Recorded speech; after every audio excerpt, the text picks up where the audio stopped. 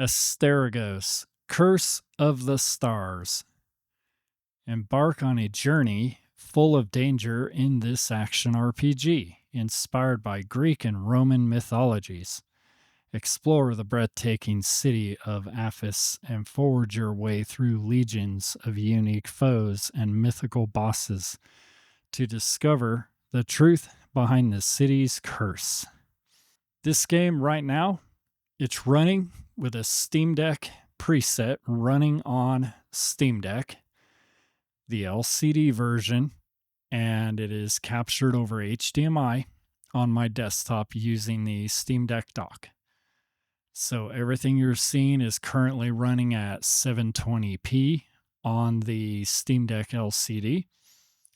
Output it over HDMI, and it is running at a steady 40 frames a second that it holds constantly with the Steam Deck.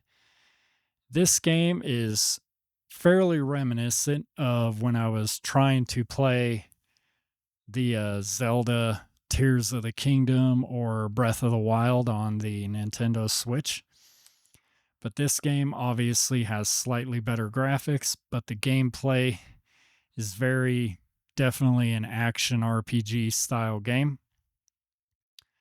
Graphically, the game looks very good on the Steam Deck. Even in the video, it looks fairly good, for being ran on the Steam Deck. But this game so far, from my experience, I do enjoy this game quite a bit. If you like a good action type of RPG that doesn't really take a lot of effort to pick up, this game is actually very good. You could take it on the go, obviously. This game doesn't really have issues when you don't have an internet connection with the Steam Deck. It does run. The only time I have seen a dip in frame rate is right when the boss on this first section of the game appears. But then that boss is very, the fight isn't that bad. It does hold a steady frame rate, but the game does look very good on the screen of the Steam Deck. Since it is a smaller screen, the game does handle it a lot better. I do like the vibrant colors. The story, it could be better. It definitely seems more like a kind of a indie game kind of story, actually. But as you can see in the graphics here, the shadows are fairly decent, even though the shadow keeps moving around depending on the camera. But this is a game that I could definitely see just playing through the whole thing on the Steam Deck and not actually playing it on the desktop. Here on the cutscene here, it's in-game graphics, so you do get to see more of the graphics fidelity on the Steam Deck up close. And it does look good, for a game that's definitely seems to be a game definitely good for a handheld.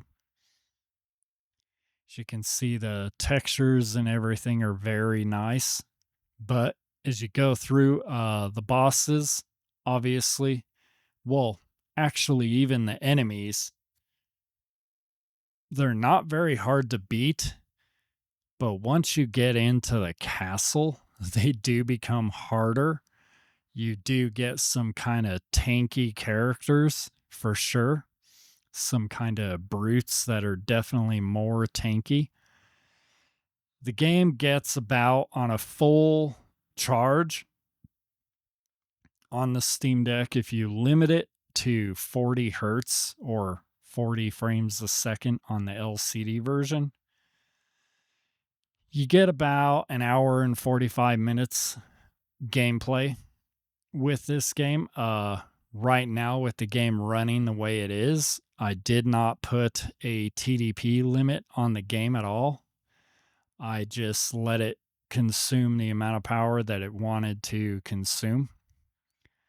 But I'm going to leave you here with some gameplay footage just to see how the game runs. Temperature wise, the Steam Deck did get a little warm. Fans are ramped up with this game. Not overly loud. The Steam Deck OLED, I do believe, would do better.